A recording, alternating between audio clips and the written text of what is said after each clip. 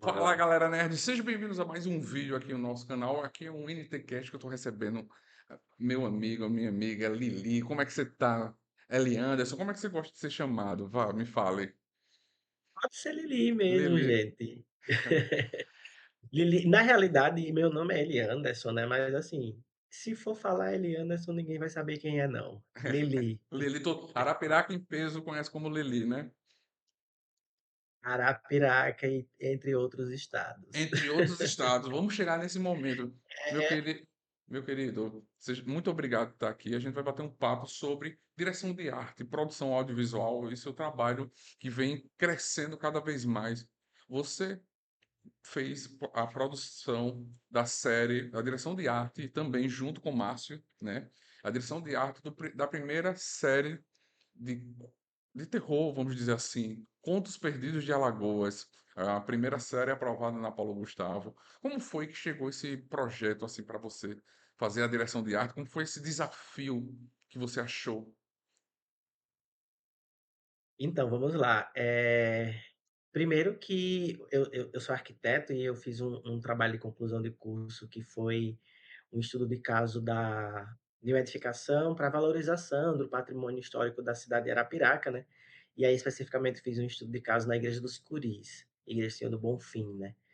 E aí, além das análises arquitetônicas, eu precisava também analisar algumas simbologias e percebe-se o que tem na fachada, né? Tem um pentagrama invertido, e isso virou uma série.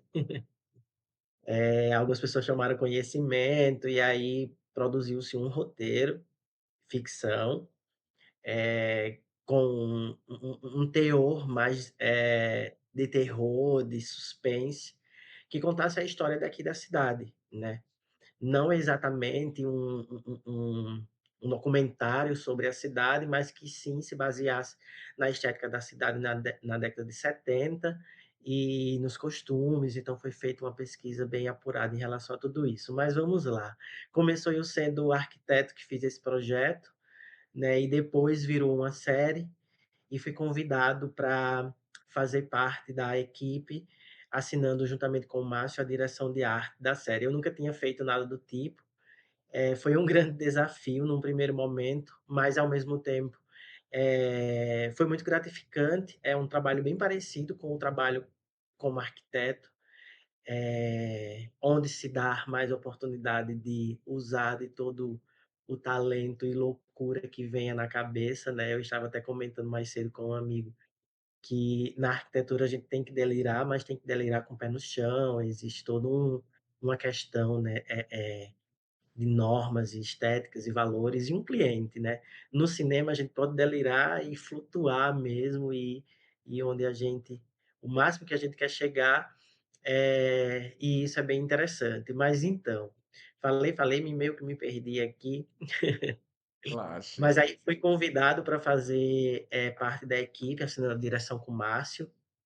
Antes de assinar essa direção, eu fui para Salvador para participar de outros trabalhos lá, fazendo assistência de direção de arte. Então, lá gravei uma outra série chamada O Reino da Bahia, que também está para ser lançada em breve. O pessoal está finalizando aí. E cursos e tantas outras coisas, até que chegasse o momento de fazer a direção de arte daqui. Foi legal, dei uma mergulhada na história da cidade, além da história que eu já sei, pois sou arapiraquense, mas a gente fez muita pesquisa em fotografias, em documentos da época, jornais, para a gente entender como que as pessoas se vestiam, quais eram qual era o tipo de estética da época para que a gente representasse na série. Foi bem legal, assim, essa parte, esse primeiro momento que é o momento de pesquisa, ele é um momento em que a gente se aprofunda muito, assim, e capta de várias informações para que depois a gente traga um resultado final.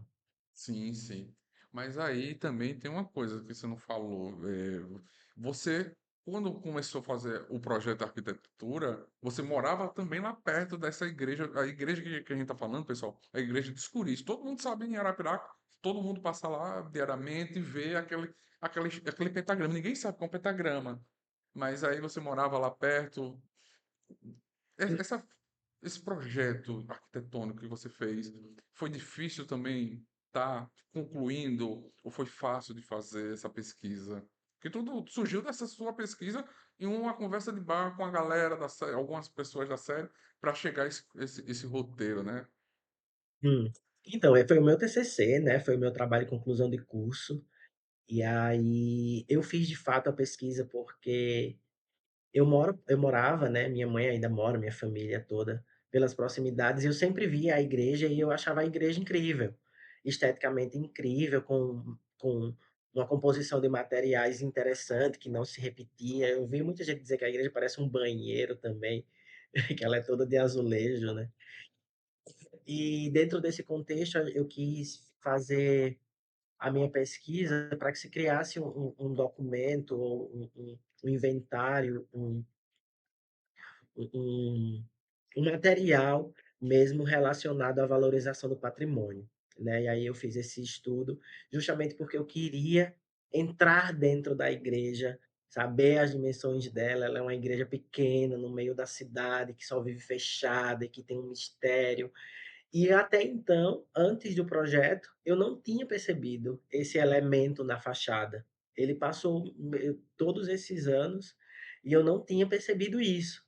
Essa informação veio quando eu já estava mesmo durante o projeto, né, e aí eu precisava fazer a análise de todos os elementos que existem entre as composições de materiais, os porquês daqueles materiais e dentro desse contexto também né, fiz várias pesquisas e várias entrevistas com várias pessoas que usavam a igreja de diferentes formas. As pessoas que usavam diretamente, através das celebrações que acontecem lá, as pessoas que usavam porque apenas passavam, as pessoas que moravam no entorno, as pessoas que já tinham se relacionado de alguma forma com a igreja. Então, consegui alguns registros também com o artista Renan Padilha, que mora lá no entorno da igreja e que tem muitas fotografias com exposição dele que aconteceu na frente da igreja, e aí eu tive acesso às fotografias e consegui ver quais foram as mudanças que a igreja passou também, né, mudanças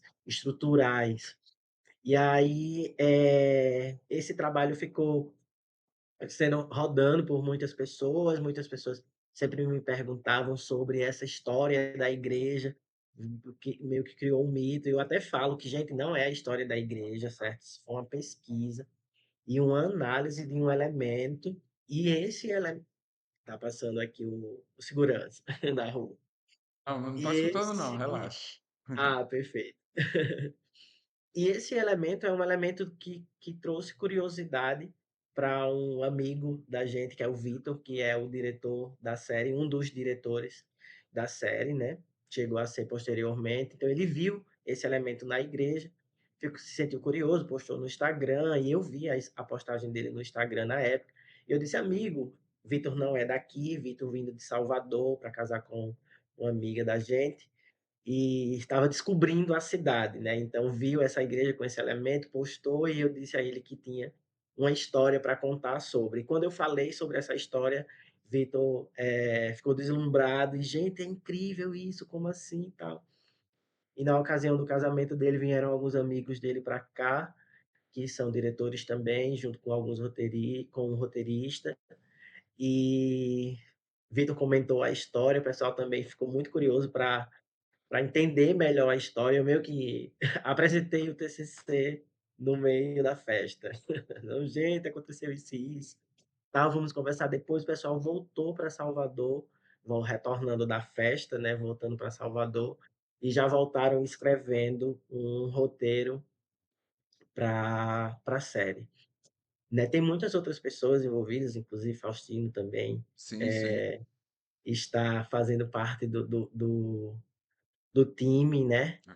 E e é isso.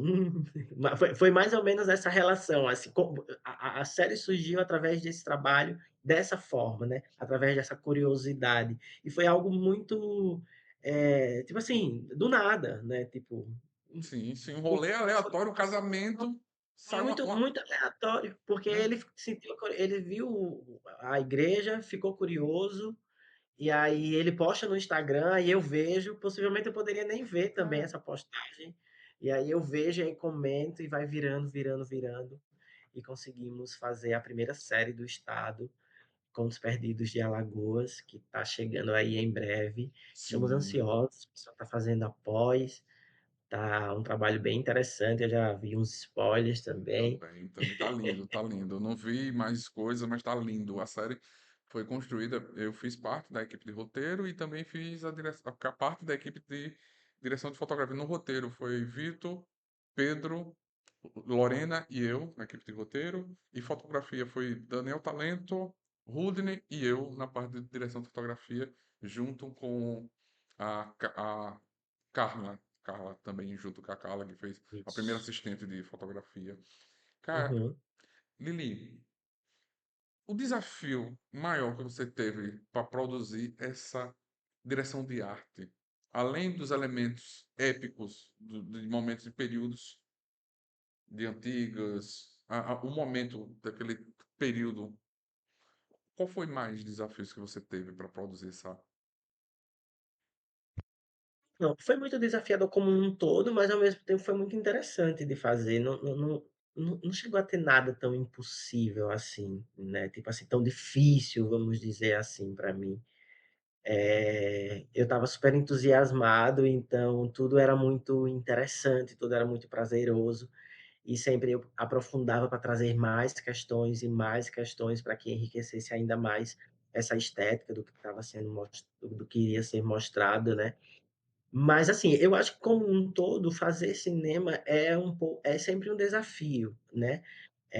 E aí são vários departamentos, né, eu fiz a direção do departamento de arte, mas tem todos os outros departamentos que precisam se conversar, e muita gente opinando e muitas falas, muitas condições, e tem a produção, e o que a gente quer não dá para fazer, e o que dá para fazer não é o que a gente quer. Então, teoricamente, esse seria o maior desafio, mas é a sistemática mesmo da produção de cinema. É, é através de muita conversa, de muitas reuniões, de muitas decisões. Começa mesmo, como eu falei, delirando em todas as ideias e depois a gente vai filtrando essas ideias para que ela se torne real de acordo com o que o roteiro pede, o valor que é oferecido também, né? Isso é muito importante, sempre existe um valor que é destinado para cada departamento, para que a gente possa investir naquele material. Então, é muita referência, e aí a gente fica doido para tentar mostrar o máximo que a É, gente quer para representar uma cidade, inclusive, né? E é isso. Mas assim, mas no fim dá sempre tudo muito certo, tudo vai se encaixando. As coisas que a gente não consegue controlar, a gente se adapta, e é isso. Mas foi muito legal. sim, sim. Você falou que você participou da série lá de Salvador, né, antes de fazer assistência. Lá você já sentiu o gostinho do set, que é totalmente tá de frente ao set, junto com o Márcio, que foi no Contos Perdidos. Depois do Contos Perdidos, você já foi assumir outra série também, a direção de arte em Salvador também. Como foi esse seu caminho? Conta um pouco pra gente esse início, esse meio e esse continuação do meio, que a sua história está Uhum. continuando e está crescendo cada vez mais na direção de arte e está bombando muito. Isso.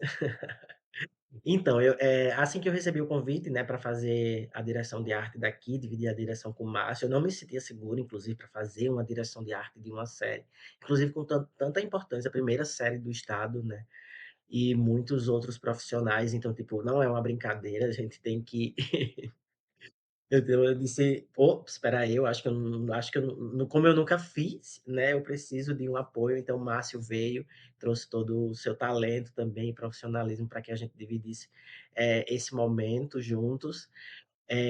Só que antes de eu assinar essa direção, assim que eu fui convidado, eu fui estudar, e aí eu fui para Salvador para fazer a assistência em Reino da Bahia, e de fato eu pisei no set pela primeira vez e eu fiquei abismado com tantas coisas, tantas máquinas, tantos mecanismos, tantas situações, tanta gente. E foi uma escola importantíssima para mim, né, porque foi quando eu descobri como que seria aquela sistemática, como que seria mais ou menos o processo. Claro que tudo é muito particular, é muito individual cada produção, né, mas já dava para saber mais ou menos como é e o que eu poderia repetir por aqui, o que eu não deveria repetir. E aí eu fui percebendo tudo isso, e aí cheguei na direção de arte daqui, que foi incrível. Foi um trabalho de uns bons 3 meses ou mais. A gente na direção de arte começa bem antes, porque tem muita coisa para deixar resolvido para que se comece a gravar. Quando se começa gravando, tem o tempo de gravação, a gente já está trabalhando há muito, muito, muito tempo. E depois que assinei a direção de arte daqui, aí fui convidado para assinar a direção de arte de um filme chamado A Redenção de Margarete, que foi gravado na ilha de Itaparica, lá em Salvador, e aí foi uma experiência também incrível, tanto na estética como em ser outro lugar, e eu já precisava representar Salvador, a Bahia, na realidade, estando na ilha de Itaparica, sendo que eu sou alagoano, né? Então, tipo, foi eu acho que quando você me traz a pergunta do desafio do Contos Perdidos, o desafio era só o primeiro momento, o contato com a primeira vista, com aquela situação, né? Então, isso poderia ser o desafio, mas mesmo assim foi muito tranquilo. Mas eu encarei como um grande desafio mesmo representar esteticamente um outro estado, quando se não é do estado. Então, eu tenho uma responsabilidade muito É grande muito nas minhas grande. mãos, uma responsabilidade enorme nas minhas mãos. As pessoas apostaram em mim, né, também, porque poderia ser convidado um outro diretor que fosse de Salvador, então seria como quando eu assinei a direção de arte aqui, como eu sou de Arapiraca, né, então para mim estava no papo. Eu fui fazer Sim. pesquisas, claro, para poder enriquecer ainda mais o meu acervo, né. Mas lá em Salvador foi bem interessante. A ilha de Itaparica, ela traz, umas representações visuais bem interessantes. A gente também trabalhou os folguedos, trabalhou a coloração da própria cidade, a arquitetura da cidade também, os jeitos, os costumes. E aí eu fui antes para fazer uma visita, fui 2 vezes, depois passei quase um mês e meio lá na ilha, entre o pré, o durante e o pós. E aí eu já estava amigo de todo mundo. Para Já morador conheci de Itaparica já. já tô para morar em Itaparica. Então, tipo, essas vivências são muito interessantes. E a estética também, que é legal falar, que a Redenção de Margarete, ela se passa na praia, é uma cidade de praia, é uma ilha, né. Então você tem uma coloração de filme, de luz, né, de sol, de praia mesmo. E o Contos Perdidos de Alagoas, que a gente gravou aqui em Arapiraca, era na escuridão, era com velas, a iluminação era feita por velas. Então a gente tem 2 estéticas totalmente diferentes. Eu até dizia: "Saí da escuridão e agora eu Trevas, vou pra luz". saiu das trevas e foi para a luz. E foi para a luz. Então, isso é muito interessante na direção de arte, no cinema, que é quando você mergulha dentro de um mundo e você vive aquela estética por um bom tempo, mergulhado, e aí você sai de um e vai para outro, e você diz: "Meu Deus, eu estava na escuridão, agora eu estou na praia". Isso é muito bom. E aí gravamos esse, né, voltei da ilha, mas já tô também na pré-produção de um outro filme chamado Aconchego. Esse Hum, a gente vai gravar em breve, possivelmente lá por meados de outubro. Estamos na pré-produção e fazendo produção do Festival Primavera Cultural, fazendo as produções aí de uns editais, tem um montão de que coisa vindo chique, que aqui para chique. Alagoas e para a cidade também, para Arapiraca. E aí é isso, não quero mais fazer outra coisa, agora eu quero só fazer arte, não que eu já não fizesse antes, né, a É, arquitetura também é arte, né, e antes da arquitetura eu fiz circo, fiz teatro, fiz dança, fiz artes plásticas, então eu sempre fui muito, eu sempre quis estar metido em tudo, assim, então já fui DJ também, abandonei um pouco a carreira de DJ aí, todo mas mundo vou pede voltar. para voltar, né. Vou voltar em breve, meus fãs me esperam. Mas não, é porque tem que centrar, na realidade eu faço tudo para provar de tudo. As pessoas também me dizem sempre que eu sou muito bom no que eu faço, vou acreditar. Com certeza. É tão bom que E a lhe chamam sempre. Se você não fosse bom, era um projeto, Pois acabou-se. é, Mas são né. vários projetos, né, velho? E já tá sai de um engatando o outro e tem 3 projetos acontecendo aí na sua vida. Isso é bom, velho. É muito bom mesmo, deixa a gente feliz por várias conquistas e aprendizado também, né, porque tudo é muito novo, já tenho assinado a direção de arte do Festival Primavera Cultural, na segunda edição, 2024, e agora o festival volta de novo com homenageados, com temas, não sei se eu posso dar o spoiler. Com recurso que foi o Curso. único projeto aprovado na cidade de Arapiraca, acho que foi com um edital maior, acho que foi Petrobras. Me corrija se eu estiver errado. Esse é o Banco do Banco Nordeste, do o Nordeste, festival. o único festival, o único projeto também. Também acho que escreveram num projeto, acho que da Petrobras, também teve uma boa pontuação, que é um festival muito foda, é um festival que tem que acontecer, que eu acho que o poder público tem que apoiar também, a cidade tem que apoiar, porque é um festival que já está no calendário, né, de Arapiraca e tem que ter, velho. E é um Isso. O festival está crescendo cada vez mais, estamos na terceira edição, que vai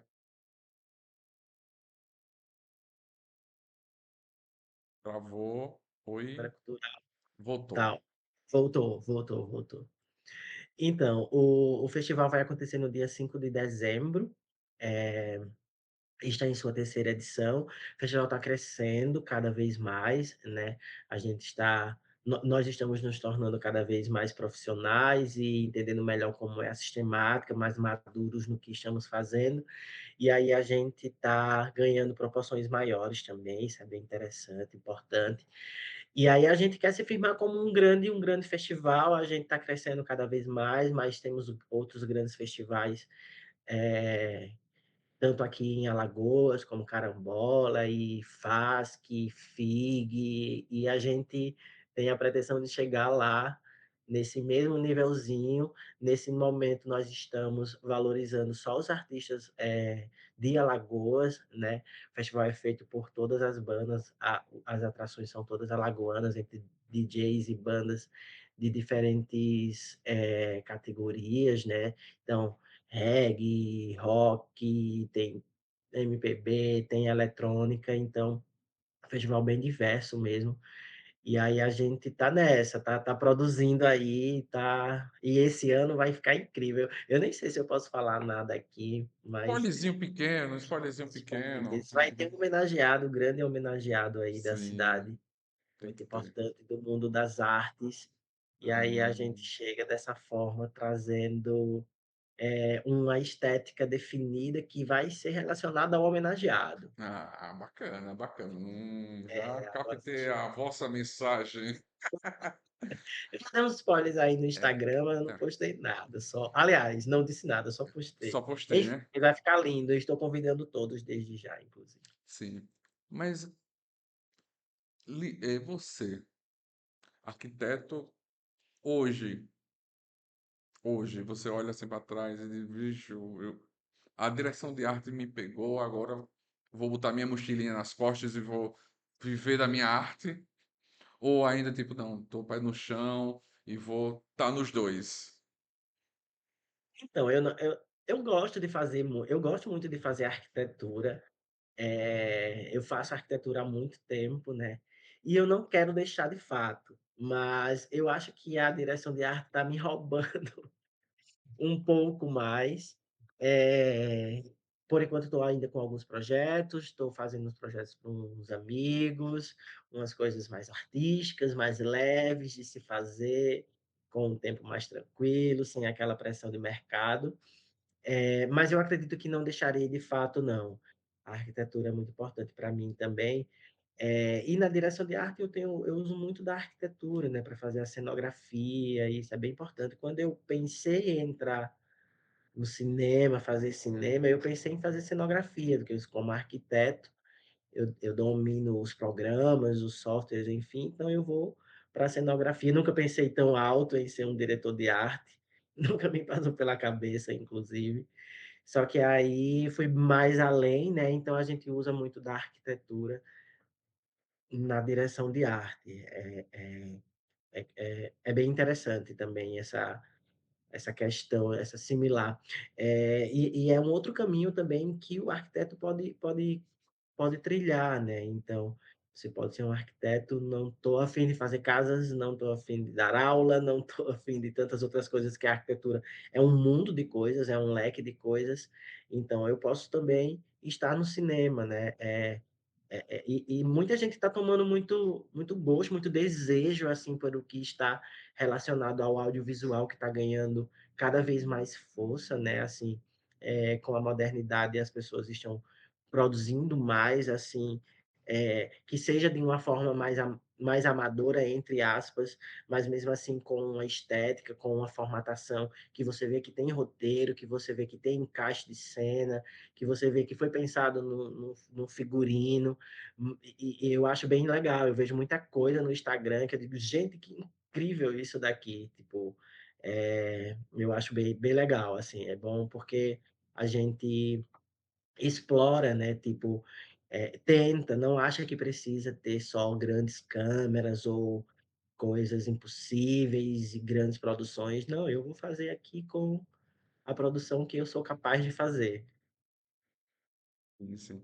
O no Pontos Perdidos de Alagoas, a gente já falou do desafio, mas como foi para você a gravação e o pós-gravação, o desmontar set, que também tem isso na direção de arte, não é só fazer a cena. Eu falava para a Lili e dizia, olha, a fotografia, a iluminação, é o que eu vou colocar na luz para aquilo ver na cena. Mas se não fosse você, é um quadrão em branco, a direção de arte que pinta toda a cena, a direção de arte que dá vida no que a gente vê, que deveria estar sendo premiado, que deveria estar com prêmio, deveria estar ganhando mais Oscars. Que a direção de arte é o que constrói tudo que o diretor de fotografia vai só transmitir. Eu estou me menosprezando como diretor de fotografia, mas é porque é a verdade. Se eu pego uma cena do cinema e tiro todo o elemento que a direção de arte colocou, é um quadro em branco. Vai ter uma luz, vai ter uma cor, vai ter aquilo, vai ter o olhar. Mas o resto é direção de arte. É, vamos lá. A pré. A pré foi estudando a cidade, né, estudando, tentando representar a cidade dentro do roteiro que tinha sido criado, e aí foram muitas pesquisas, procurando artistas. Eu tive uma preocupação também de convidar artistas para fazer parte da minha equipe, como pessoas que executaram, eh, o que era necessário estar presente naquela situação, como, por exemplo, chamei Walter Almeida para fazer que é um artista plástico, inclusive ele é dono desse quadro aqui, que está aqui atrás, que é incrível. E aí Walter fez pintura artísticas de envelhecimento nas paredes, todas as técnicas de pintura para que a gente chegasse dentro de uma estética da época e de desgaste que a gente precisava. Então tem Cristiano também, que é de Água Branca, Cristiano Guimarães, que é escultor de madeiras, e aí fez ex-votos, que foram peças que a gente usou também na cenografia da série. Outros artistas populares também, pegamos curadoria da Dom Galeria, Rafael Brandão, que é arquiteto, mora lá na Ilha do Ferro, então a gente faz uma curadoria interessante na ilha também para trazer alguns elementos. Entre tantos, eu comecei a citar e depois pensei: "Meu Deus, vou esquecer de alguma pessoa". Não deveria ter começado a citar, porque é muita gente envolvida, eh quando vê todo o contexto, né, toda a produção, é muita gente. Mas aí a pré foi de pesquisas, de buscas por artistas, de empregar a arte desses artistas dentro da minha arte, né, e idas em lojas e compras e visitas em brechó e testes de maquiagem e criação de maquiagem artística que a produção também, vai mostrar, essas maquiagens mais artísticas. E aí Jeová, que é um grande maquiador daqui, fez parte da equipe também fazendo a maquiagem, Karina fazendo o figurino. e seus respectivos, assistentes, né, falando dentro desse contexto da equipe, das pessoas que participaram da equipe, eu tenho também Carla Ingrid, que é a minha assistente do coração, meu braço direito, e Vinícius também, Vini, que é de lá de Delmiro. Então a gente foi, Delmiro Água Branca, Vini. A gente foi convidando essas pessoas também de vários outros lugares para fazer parte, para trazer essa representação do que seria Alagoas, né? Tanto que a série carrega o nome do estado. Então, quando a gente traz pessoas de quase que todos os lugares, a gente consegue dar essa diversidade que se precisa para a cena, né? Tem várias outras pessoas na equipe também, entre ajudantes, assistentes, diretor de produtor de objetos, enfim, muita gente, muita gente. Não deveria ter começado a citar, vou esquecer, Verdade, gente, das verdade. É pessoas. muita foram É mais muita de foi gente, mais de errei, 200 nessa eu pessoas, errei. foi mais de 200 pessoas. Dia a Foi, dia foi muita gente, que muita gente mesmo. a série, antes de começar, ela fez cursos gratuitos na cidade de Arapiraca. Foi ministrado 5 cursos, onde a gente produziu, a gente fez teste de elenco com o elenco arapiraquense. Todo o elenco é arapiraquense, né? Teve o Henrique teve uma entrevista que você já deve ter assistido. Tem O parte do Henrique, elenco que é de lá de Salvador, né, que é Luciana Souza Luciana Souza, e o Gabriel Gabriel Faindé Faindé. também, Mas o que resto é de aí Arapiraca. mas o resto de Arapiraca, acho que tem algum dos atores que é de lá de Maceió, De né, Maceió, uma parte de ou ele é Maceió, daqui. mas foi a série que fez a Mas foi leitura de texto aqui em Arapiraca, foi a primeira série que trouxe todo o elenco, a grande sua parte da maioria de elencos arapiraquenses, abriu essa oportunidade, a gente ligava para os atores, venha fazer o teste de elenco. Teve preparatório de elenco, curso com a Luciana Souza, gratuito, curso de um direção, curso de fotografia, iluminação, a gente curso de direção de arte direção de também, arte, maquiagem, gratuito. A gente foi. viu, a série não se só se preocupou na produção. A gente também quis profissionalizar a galera de Arapiraca, a galera que vem vivendo do cinema. Quem quis participar, abriu essa oportunidade, foi na Uneal, foi muito interessante. Isso, dentro da pré, né, como estávamos falando aí desses momentos, pré, durante e depois, durante a pré também aconteceram esses cursos, como você mesmo falou aí, e do curso a gente também colheu algumas pessoas para fazerem parte da equipe, né. Então, além tipo assim, você faz, aprende, entende os contextos, entende como que é o cinema, muita gente que nunca participou de um set, então estava tendo a oportunidade de entender a sistemática e de até fazer parte, né, depois. Então teve a pré, aí começaram as gravações, né. As gravações foram mais ou menos 15 dias, não foi? Acho que foi uns 15 dias de gravação, Foi 15 dias, foi. na pré também a gente começa a fazer uma busca por locais, onde que a gente vai gravar essa série, né.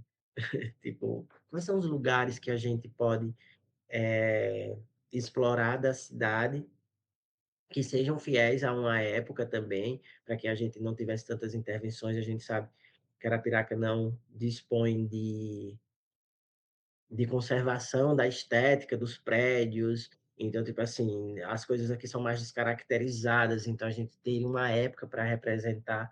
E onde que a gente iria representar essa época, né? Pensou-se em muitos lugares, fizeram várias visitas, alocações, e aí a gente chegou em uma comunidade, Olho d'Água, ai, me ajuda. Olho d'água do casado, não, é tanto. Isso.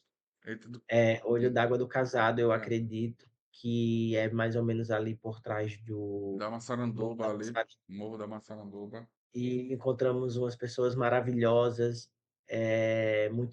muito dispostas a contribuir mesmo, e ofereceram as suas casas, de fato, assim, literalmente, para que a gente pudesse entrar e trabalhar e usar e gravar, enfim, emprestaram vários elementos que foram usados na cenografia também.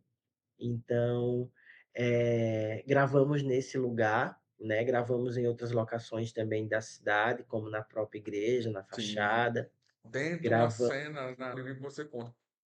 Você lembra quantas velas foi usada para gravar a série? Foi um bocadinho, Ave né? Maria, foram muitas velas, muitas, muitas, muitas velas. A gente tinha uma estimativa na época, é porque agora eu esqueci, mas, tipo assim, foram muitas velas, coisa de 1000 velas, mais muito mais, 5000, Foi acho muito mais. acho que mais, assim, eram caixas e caixas de vela. A gente usou muita vela na cenografia, porque no roteiro, a gente optou em representar a Piraca sem eletricidade. Sabemos que na década de 70 já existia eletricidade aqui, sim, mas a gente preferiu, representar sem, pela dramaticidade, pela estética que isso iria trazer, e esse desafio de fazer uma iluminação à luz de velas para o cinema, né. Sim.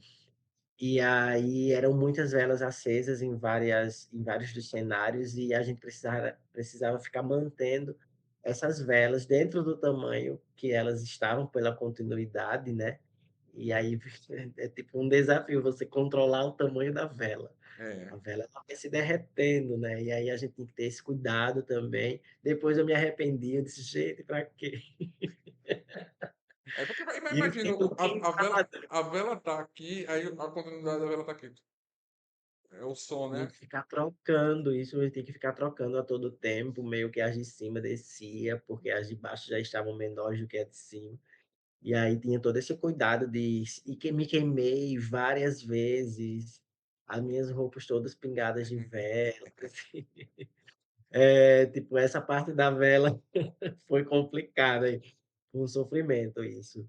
Mas assim, gravamos, em outras locações, gravamos em uma casa que eu precisei transformar toda a casa, era uma casa abandonada, abandonada de fato, Sim, e aí a gente precisou fazer algumas intervenções estruturais na casa no primeiro momento, e depois ambientar toda essa casa para que ela virasse, eh um cenário com era uma casa que era feita por vários cenários dentro dela.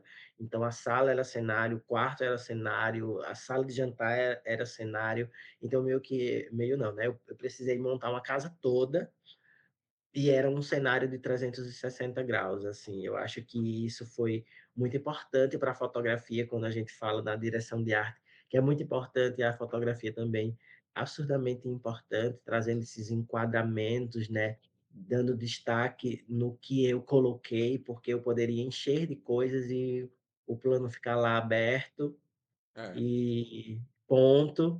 Não, mas aí Daniel, juntamente com vocês todos, tiveram a preocupação de ir lá, de chegar perto, de caminhar, de pegar as perspectivas. Eu usei cores, distintas nos ambientes para que você pegasse em perspectiva aquele lá no fundo de uma cor, aquele na frente com a outra coloração que se conversava e que ainda se engrandecia quando se trabalhava a iluminação, né. Então, a fotografia incrível também de valorização, né. É bom quando se tem essa relação de amizade e de profissionalismo com os diretores de fotografia, as pessoas da fotografia, porque aí sempre dá uma conversada: "Ei, amigo, ó, veja isso daqui que eu coloquei, eu quero muito que você dê um destaque, isso é muito importante", porque aí fala muito sobre o roteiro também, engrandece ainda mais o que está sendo apresentado em cena. Às vezes é um elemento pequeno, mas representa muito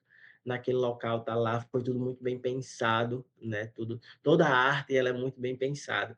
Inclusive, como a casa era todo um cenário, né, a gente sempre pedia para que as pessoas tivessem cuidado enquanto estavam andando pela casa, porque você estava andando pelo cenário, né. Então, muita gente para gravar, muitas equipes no momento do gravando, então para que se tivesse esse cuidado também com o cenário, né. Tudo lá é muito bem pensado, tudo é muito bem, posicionado. Posicionado. Antes de tudo, antes da finalização de começar a gravar, a gente tem o pré-light, né, que é aí que a gente vai definir, eh, todas essas questões para que fique tudo muito bem amarradozinho para quando for no gravando. Então, tudo é muito muito importante. Não pode mexer ainda, não Sim. pode Não, e também interessante é isso que você falou, que construiu uma casa. A casa já estava construída, abandonada, teve que pintar a casa. Eu acho que depois da gravação, uma semana depois, estava previsto para a casa ser demolida, né? Que aquela casa não existiria mais. Que eu acho que uma pena, que aquela casa deveria ser feita um monumento para, tipo, ó, ali o pessoal já usou em um curta, já usou. É uma casa que é massa para filmes, né? Isso, a casa ela está dentro de um terreno que na época já, na realidade, já seria um terreno transformado em loteamento residencial, algo do tipo assim. E aí eles iriam mesmo derrubar a casa, possivelmente iam manter por algum tempo como depósito mesmo, como base da obra, né, toda obra precisa ter um lugar para ser meio que um canteiro assim. Mas eles iam derrubar, tanto que eles deixaram livre para que a gente pudesse fazer a intervenção que a gente precisasse, na questão de quebrar paredes, o que fosse necessário, mas a casa já apresentava uma estética muito boa para o que a gente precisava. Ela já Quebrado alguma tinha parede. a gente fez uma a gente quebrou algumas paredes sim, para fazer uma transformação, justamente para que a fotografia, se comportasse tipo assim, melhor, né, poder desse mais oportunidade para a fotografia, gravar melhor o que estava lá em cena, a gente fez um ajuste. É, e aí fizemos alguns ajustes em portas também, nas janelas, fizemos um grande ajuste no telhado também, que possivelmente iria até desabar, se fosse o Sim, caso. sim. Aí a gente precisou fazer essa intervenção, então é bem interessante, porque dentro dessas questões das locações, eh, a locação ela vai nortear a gente para que a gente faça a intervenção ou não, porque às vezes ela nos serve muito e às vezes ela precisa ser mexida, e aí quando não serve a gente também não insiste, né, enfim. Quando se fala de locações também, quando estamos dentro desse contexto durante a gravação, né, a gente trabalhou com oito, umas 7 locações ou 8 mais ou menos, Isso, e isso. aí, quando se fala em desafio, um outro desafio que eu estou encontrando agora os desafios durante a gravação, era que teve uma locação específica que era uma bodega, e Sim, essa bodega a gente tinha que gravar só um dia. A gente só tinha um dia para gravar nessa bodega, porque era uma locação de um espaço que de fato funcionava, e a gente precisaria, eh deixar, não usar tanto o tempo, né, do rapaz, do dono. E sim. aí a gente um dia antes foi, fazer uma montagem, né, e fazer um estudo de como que a gente iria transformar essa bodega em uma bodega em outra época, no momento do almoço. Tipo É, assim, a gente começou a gravar pela manhã e a bodega era da década de 70.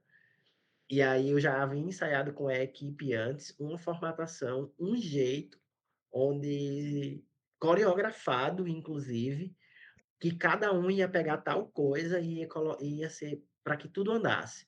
Durante o almoço, foi feita essa mudança, e quando todo mundo volta do almoço, a gente já tem uma bodega, a mesma bodega, só que em outra época, no caso, na atualidade. Então isso foi bem interessante, assim, porque, tipo, a gente precisa trabalhar bem as locações, e tem essas mudanças de locações, ao mesmo tempo eu precisava estar no set e estar nas locações, porque seriam gravados logo mais à frente. Então meio que você tem que se virar em 2, em 3, em 4, é. e Quando, tem que quando, dar. quando a equipe está montando ou desmontando, desmontando um set, outra já está montando outro set, porque amanhã já tem gravação, ou no mesmo dia, na mesma diária, que são 7 horas, tem outra gravação, né? Isso mesmo. A gente, estava no set, mas ao mesmo tempo tem outra parte da equipe que estava na locação montando.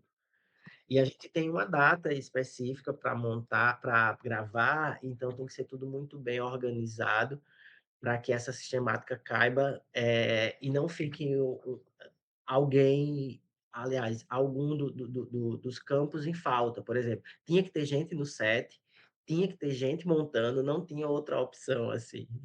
Tinha que estar eu e o Márcio direcionando, Sim, sim. então é uma sistemática que a gente vai fazendo para tudo se encaixar. E também teve Mas a gravação do Coevo, né?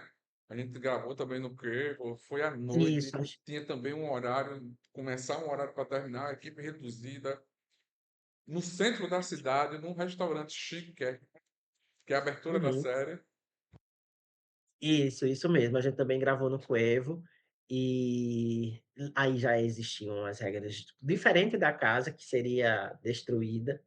Nós tínhamos o Coevo, que é um restaurante Kerma aqui da cidade, e que a gente tinha essas limitações de tempo, né? Teria que gravar de tal hora, desculpa, até tal hora, e tinha que entrar com todo o cuidado, porque é muita maquinária que entra, e câmeras, e tripés, e entre tantas outras coisas.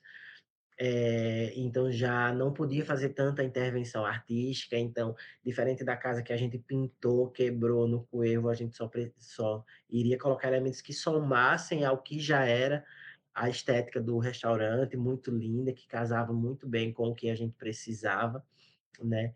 Então são esses desafios, porque além de tudo, a locação vai fazer com que você defina essa ambientação, defina essa movimentação artística que você vai dar nela, né, e os limites, né. Por exemplo, o bar era amarelo, amarelo não me servia, mas a gente não podia pintar, nem tínhamos esse tempo e não podíamos também pintar, né, então a gente precisa adaptar-se, e aí é quando a ambientação, a cenografia vem para se unir ao que é oferecido. Não vamos brigar, não vamos não gravar, vamos gravar sim, mas vamos nos adaptar e melhorar, e aí vem o teor artístico da coisa, né. Tem que dar um jeito, tem que resolver. E também por falta de recurso, né? Ah, é um bar, qualquer canto pode ser um bar. Não, mas o recurso é menor, a gente não tem tanta grana, mesmo sendo uma série de 1,5 milhão, faltava dinheiro para terminar essa série, né?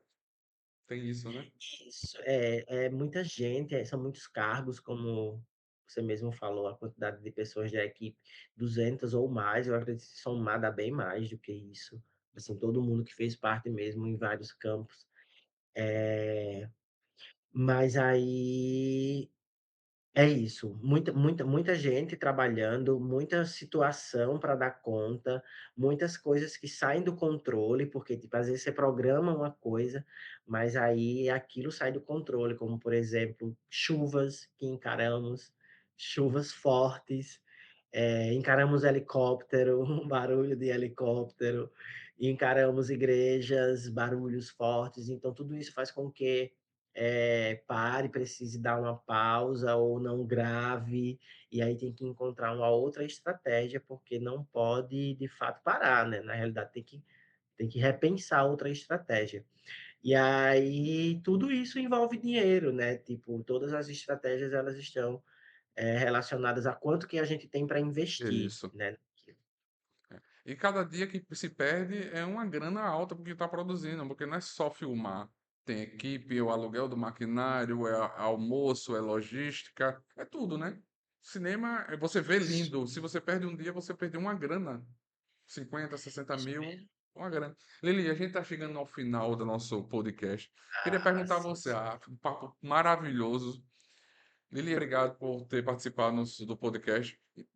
Comenta, fala aí as suas redes sociais, como é que a galera pode lhe achar, lhe encontrar.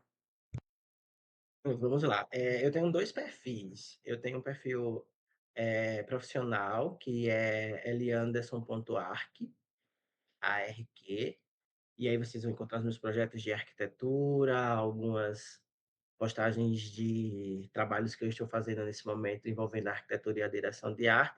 E eu tenho o meu perfil pessoal mesmo, que é só L. Anderson, e aí lá vocês encontram a minha vida pessoal, só que eu não posto nada, eu sou bem parado de rede social. Mas aí podem seguir lá, é bom ter seguidores. Eu vejo tudo, na realidade, eu só não posto nada, é aquela coisa, estou espionando por aqui. Galera, Elianderson, muito obrigado. Foi maravilhoso o nosso papo. Gente, você que está acompanhando aí, vai estar na descrição as redes sociais do Eli Anderson. Também vai ter a indicação dele. Se ele não mandar, eu vou cobrar um vídeo dele para a gente postar no TikTok, no Instagram do Nerd. Gente, muito obrigado. Que a força esteja com vocês. E, galera, valeu, muito obrigado, Lili. Valeu, obrigado, de verdade. Valeu, valeu amigo, valeu galera, valeu, brigadão. Boa noite, galera, e fomos!